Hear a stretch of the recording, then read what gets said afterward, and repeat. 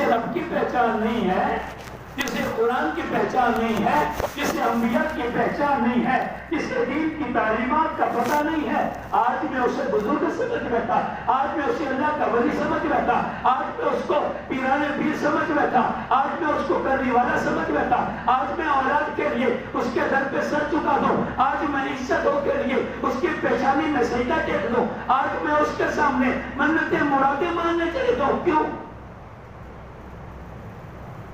ہمیں بھی تو سمجھنا چاہیے، ہماری بھی تو کوئی ذمہ داری ہے۔ شریعت ہم سے بھی تو کچھ تقاضا کرتی ہے، یا بن مانگے بن دے کے آنکھیں بند کر کے ایسے جیسے ایک بیڑ کنویں میں چھلانگ لگاتے ہم بھی چھلانگ لگاتے چلے جائیں۔ جس کو اللہ کی معرفت نہیں ہے وہ بزرگ نہیں، جس کو دین کی پہچان نہیں وہ بزرگ نہیں، جس کو شریعت کا پتہ نہیں وہ بزرگ نہیں، جو رسالت کے احکامات کو نہیں سمجھتا وہ اللہ کا بزرگ نہیں ہے، وہ ولی اللہ نہیں ہے، وہ پیر نہیں ہے، وہ فقیر نہیں ہے، وہ دجال تو ہو سکتا ہے، دین سے دور تو ہو سکتا ہے، نبی کا دشمن تو ہو سکتا ہے، جس نے کبھی سجدہ نہیں کیا، سجدہ تو کسی کو معاف نہیں۔ اللہ کے بعد نبی صلی اللہ علیہ وسلم نے بھی نماز نہیں چھوڑی، آخری وقت یا بیماری کا عالم ہے، سخت بخار ہے، آپ چل نہیں سکتے تھے، صحابہ کرام کے کندھوں پہ آسرا لگا کے آپ کے پاؤں گھسٹتے چلے جاتے تھے نماز کے لیے، تب بھی پہنچے۔ لیکن یہاں پہ میں نے آج جس کو اپنا بزرگ سمجھا ہے، آج جس کو میں نے اپنا پیشوا سمجھا ہے، آج میں نے جس کو اپنا مقتدا سمجھا ہے، آج میں جس کے سامنے اپنی مرادیں مانگتا ہوں، اس کے چہرے پہ تو نبی کی داڑھی نہیں ہے، اس کے چہرے پہ تو سنت رسول نہیں ہے۔ میرے دوست، ہم یہ سمجھتے ہیں کہ ہم داڑھی نہ رکھ کے ہم حقیقی مسلمان ہیں، ایسا کیسے ہو سکتا ہے؟ انڈیا کے اندر ایک شاعر تھا، شاعر آغا نام تھا، اس نے فارسی کے اندر اللہ کے بعد نبی صلی اللہ علیہ وسلم پہ نعت لکھی، فارسی کے اندر اس کے اشعار تھے۔ عشق و محبت کے اندر ڈوبا ہوا اتنا کلام کہ اس کلام، وہ کلام جہاں بھی پڑھا گیا لوگوں کے دل عشق و محبت سے جھوم اٹھے، لوگوں کے دلوں میں طلب پیدا ہو گئی۔ ایسے یہ کلام پھیلتا پھیلتا جب ایران میں گیا تو وہاں پہ ایک آدمی تھا، اس کے دل میں عشق و محبت کا جذبہ پیدا، اس نے کہا کہ یار یہ آغا نے جو دہلی میں رہنے والا ہے، اس نے جو رسول اللہ کی عقیدت اور محبت میں یہ اشعار عشق و محبت میں ڈوب کر لکھے ہیں، میرا جی چاہتا ہے کہ میں اس کی زیارت کروں۔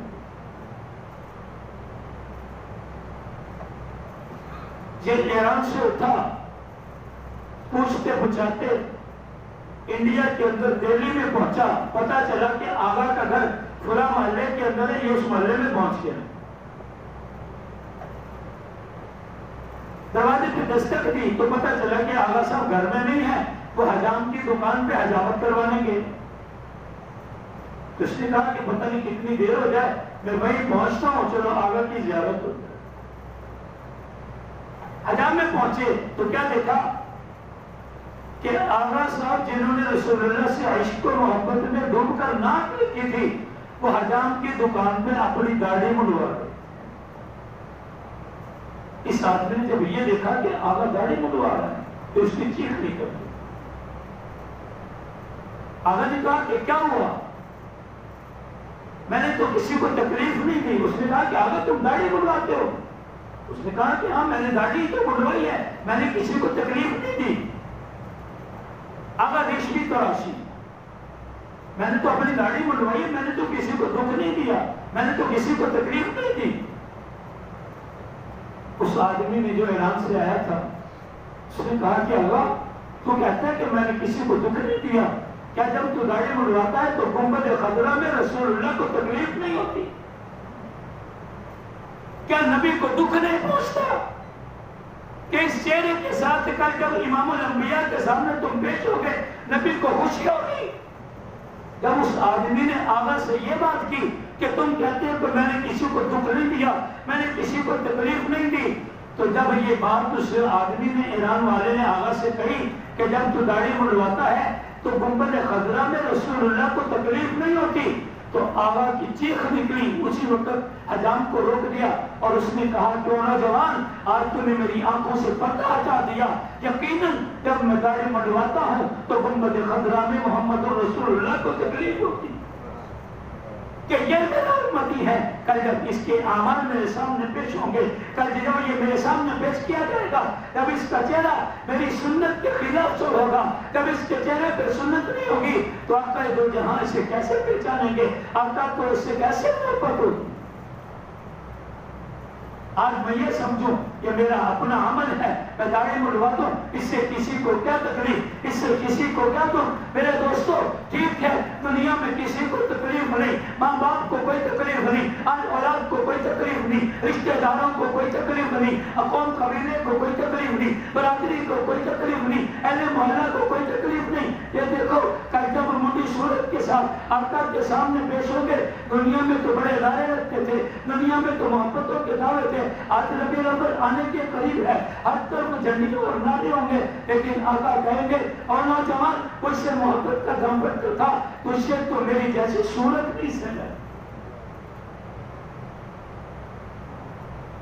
اس کو محبت نہیں, یہ نہیں ہوتا کہ اس کا کام مانا جائے. اس کو محبت تو یہ ہے کہ جس کو محبوب سمجھا ہے اس کی ہر ادا سے محبت ہو, اس کے اٹھنے سے محبت, اس کے بیٹھنے سے محبت, اس کے شب و روز سے محبت, اس کے قیام سے محبت, اس کے رکوع سے محبت, اس کے سجدوں سے محبت, اس کی شکل سے محبت, اس کے لباس سے محبت, اس کی گفتار سے محبت, اس کی سچائی سے محبت, اس کی صداقت سے محبت, اس کی دیانت سے محبت, اس کی سچائی سے محبت. اس کی ہر چیز تیری ادا میں آ جائے, اس کا اٹھنا تیرے اٹھنے میں آ جائے, اس کا بیٹھنا تیرے بیٹھنے میں آ جائے, اس کی نیند تیری نیند میں آ جائے, اس کا قیام تیرے قیام میں آ جائے, اس کی محبتیں تیری محبتوں کا رنگ بن جائے, اس کا چلنا پھرنا تیرا چلنا پھرنا بن جائے. محبت تو یہ ہے. آج میں محبت کا دعویٰ کروں, مجھ کے فلاں بندے سے بڑی محبت ہے, مجھے اپنے ابا سے بڑی محبت ہے. باپ کہے کہ بیٹا دوپہر کو گھر سے باہر نہ نکلا کرو, رات کو دیر سے گھر نہ آیا کرو. بیٹی ابا جی مجھے تو بڑی محبت ہے, لیکن میں رات کو 2 بجے سے پہلے گھر نہیں آ سکتا. یہ محبت کیسے؟ اپنا قول اور فعل اپنے دل کے مطابق کرنا چاہیے. دل سے محبت ہے تو محبت کا اظہار آپ کے جوارے سے ہونا چاہیے, آپ کے اعضاء سے ہونا چاہیے, آپ کے اعراض سے ہونا چاہیے, آپ کے اراکین سے ہونا چاہیے. آپ کے ہاتھ بتائے کہ نبی کے ہاتھ کیسے ہوتے تھے, آپ کے ہاتھ ویسے ہوتے. نبی کے قدم کس طرف چلتے تھے, آپ کے قدم چل کر بتائیں. نبی کی زبان کیسے بولتی تھی, آپ کی زبان ویسے بول کر دکھائے. نبی کی سوچ کیسی تھی, تیری سوچ ویسا سوچ کر بتلائے. نبی کے ہاتھ یتیموں کے سر پر کیسے آتے تھے. تیرے پڑوس میں ایک یتیم بچہ ہے, ایک بیوہ ہے, وہاں پہ ظلم و ستم کا بازار گرم ہے, ان کے گھروں میں فاقوں پہ فاقے چل رہے ہیں, اور تو بات محبت کی کرتا ہے. اوپر سے رہنا سہنا آج ہماری حکومت نے ختم کر دیا.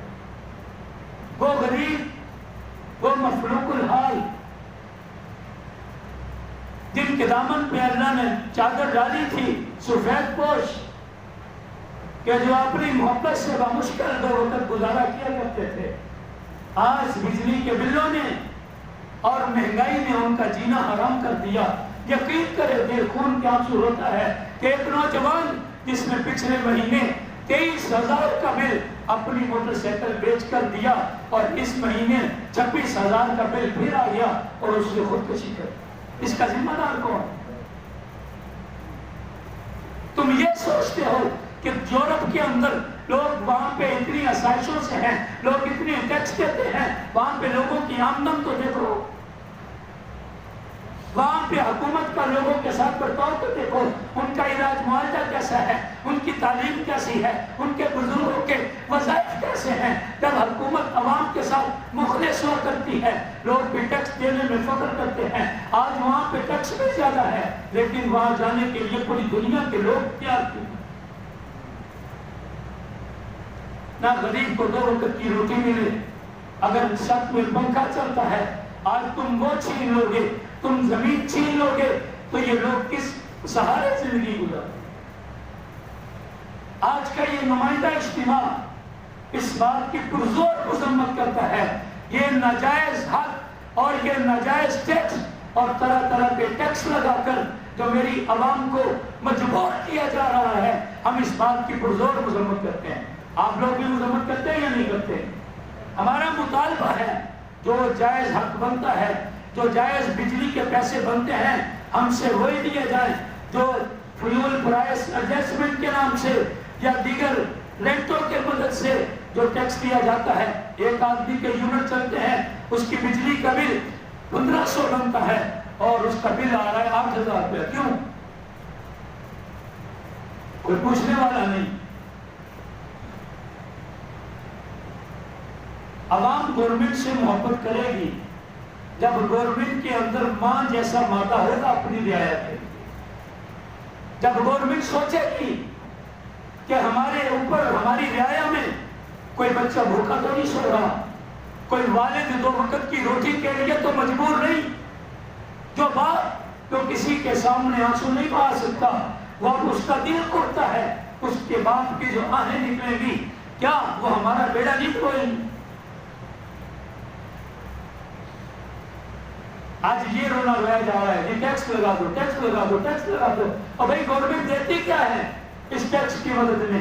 آپ نے ٹیکس لگانا ہے، ٹیکس لگائے، اس کے بدلے میں ایک انسان کی تنخواہ اگر 20,000 ہے تو اس کو 40,000 روپیہ دو۔ اگر ٹیکس لگانا ہے لگاؤ، کوئی بات نہیں۔ اگر اس کے اوپر بوجھ ڈالنا ہے تو کوئی بات نہیں، اس کی اولاد کی تعلیم فری کرو، اس کا علاج فری کرو اور اس کے آپ ٹیکس لو جتنا مرضی۔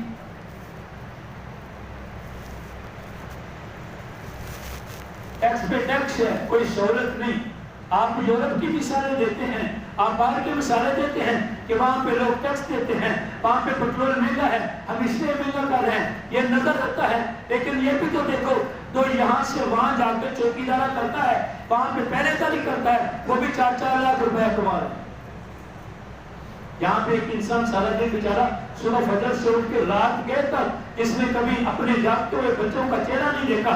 صبح کو گھر سے نکلتا ہے، بچے سو رہے ہوتے ہیں، رات کو گھر واپس آتا ہے، بچے سو رہے ہوتے ہیں۔ بچوں کا پیار، بچوں کی محبت اس سے دیکھی اس نے دیکھی نہیں ہے، بچوں کا کھیلنا اس نے نہیں دیکھا، بچوں کا مسکرانا اس نے نہیں دیکھا۔ سارا دن محنت مزدوری کر کے جب 2 ٹکے کما کے گھر آتا ہے اور بجلی کے بل اتنے آ جائیں، رہنا سہنا اتنا مشکل ہو جائے تو یہ عوام کیا توڑ دے گی حکومت؟